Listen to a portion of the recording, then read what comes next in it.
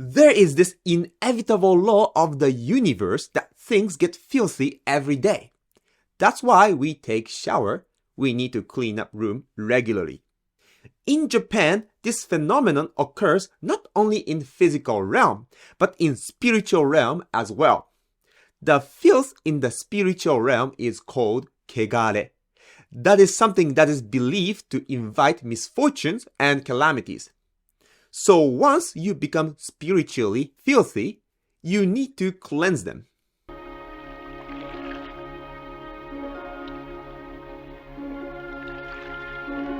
This notion of kegare is very important to understand Japanese culture.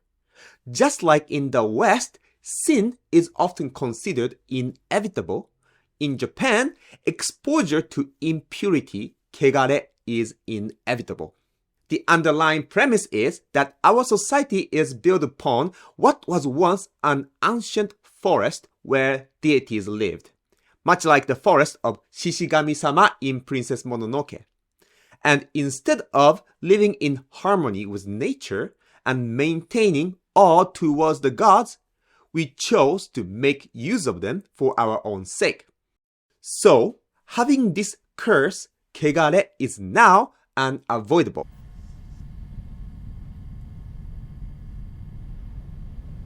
In everyday ordinary life, we accumulated impurity, kegare. These ordinary days are called ke. And just as we take shower regularly to wash away physical dirt, we must also regularly cleanse spiritual impurity. Those special occasions where we wash off accumulated impurity in our soul is called hare. Hare comes from the verb hareru, which means to become sunny. The clouds go away and the sun comes out.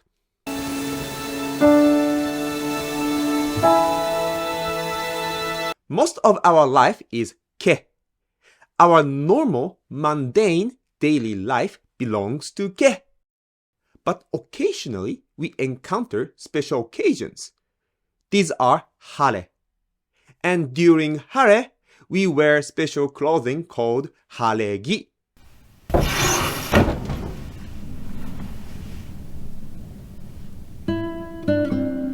These are the clothes worn specifically for hare. For example, Shichigo-san is a traditional Japanese ritual that celebrates a child's growth at the age of 3, 5, and 7.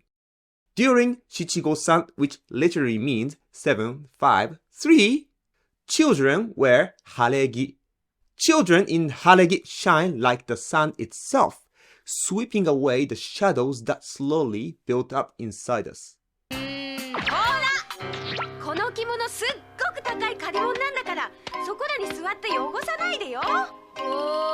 And the coming of the new year is the biggest Hare event in Japanese culture because it is the biggest event. There are many things we need to do to prepare for it.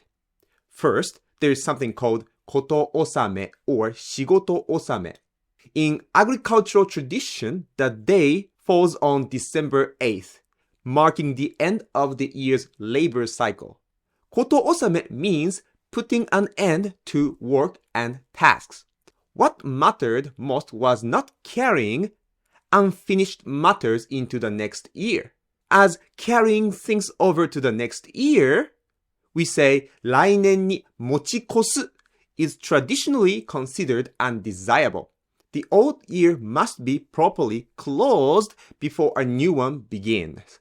And we also have 大掃除, a thorough cleaning of the house, including fixing broken items, throwing away junks you would never use.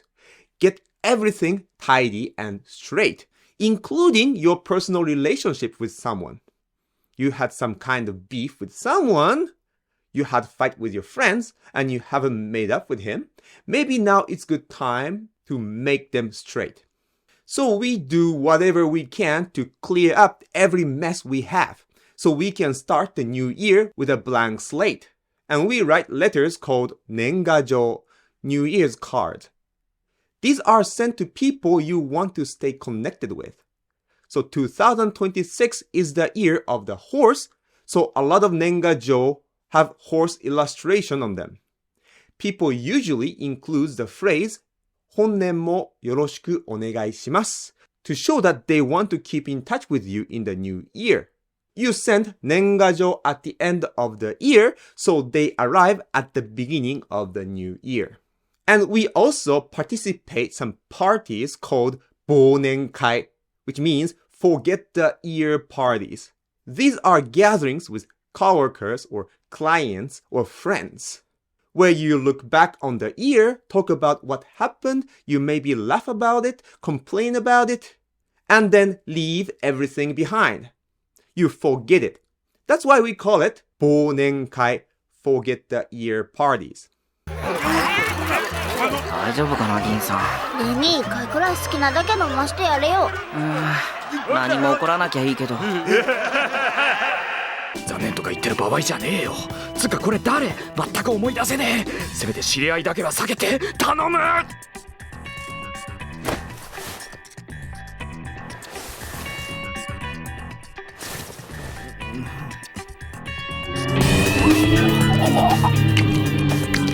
And we also have this preparation to welcome Toshigami-sama, the deity of the new year.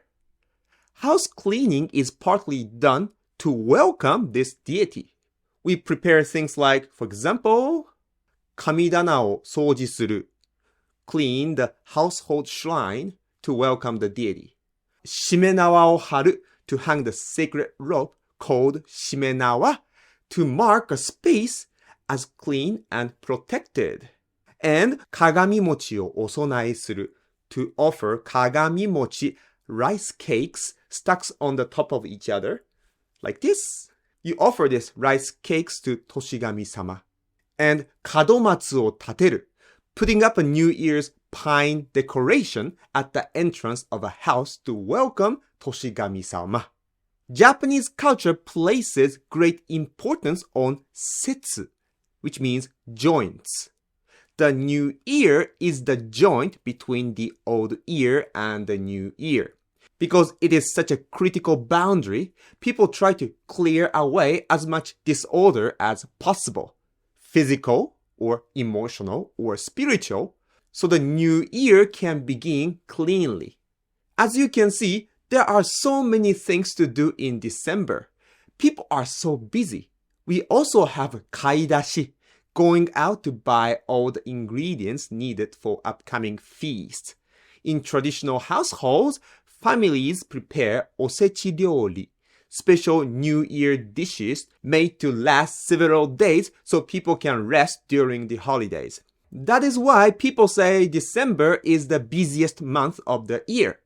In Japanese, December is called shiwasu, which literally means monks run.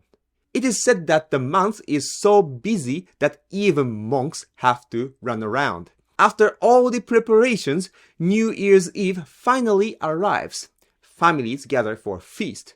And what they eat depends on the household. But it's usually a special, luxurious meal. In my house, we usually eat kegani, hairy crab, and sushi.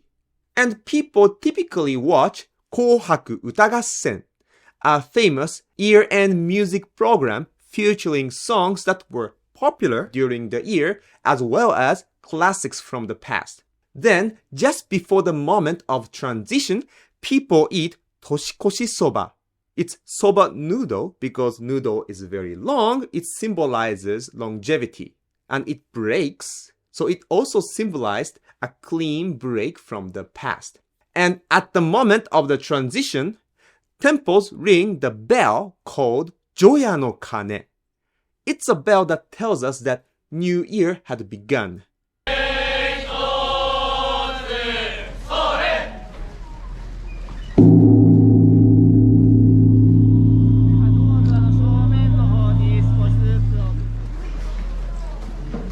The bell rings 108 times to clear away bonno, kleshas, which is often translated as worldly desires. And NHK, Japan's public broadcaster, airs it live, So many people watch it at home as the new year begins. And the next day, people eat ozoni. It's a traditional New Year's soup with mochi, rice cake, that were offered to Toshigami-sama. I told you about the kagami mochi, right? We put the kagami mochi into the soup and we eat them. So we eat the food that the deities have also eaten. We call it shinjin kyoshoku, which literally means gods and humans eating together.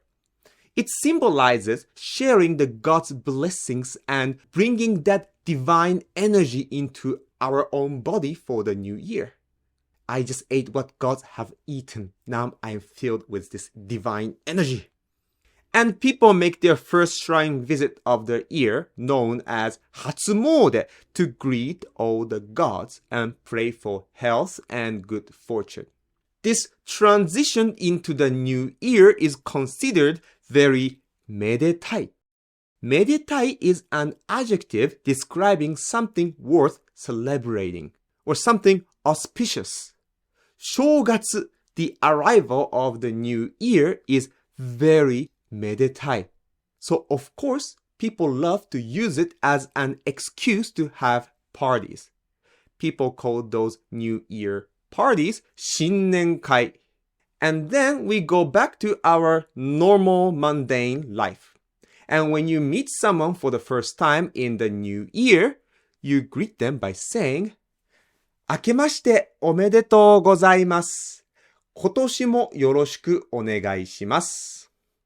明ける in 明けまして refers to the shift from night to day, like the sun rising at dawn. Something has ended and something new has begun. That's the meaning of 明ける. So, 明けましておめでとう means something like, now the new sun has risen. How auspicious it is. ということで皆さん、今年もいろいろありがとうございました。来年もよろしくお願いします。